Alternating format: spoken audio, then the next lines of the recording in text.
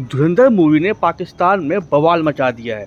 वहाँ के लोगों में, वहाँ के कानून में इतना खौफ पैदा हो गया है कि वो गली गली घूम घूम कर ऐसे लोगों को ढूंढ रहे हैं जो भिखारी हैं, रिक्शा चला रहे हैं या कहीं सोए हुए हैं चादर ओढ़ के।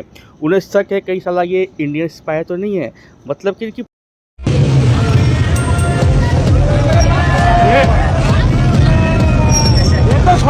सलाम कह रहे हैं, मैंने कहा वालेकुम सलाम खाने में जाके करेंगे। ऐसे कैसे आवाज आ जाओ, इसको छोड़ दो, इसको छोड़ दो। चलो बेटा, क्या इस बात ग्रैंड ऑपरेशन, इधर आ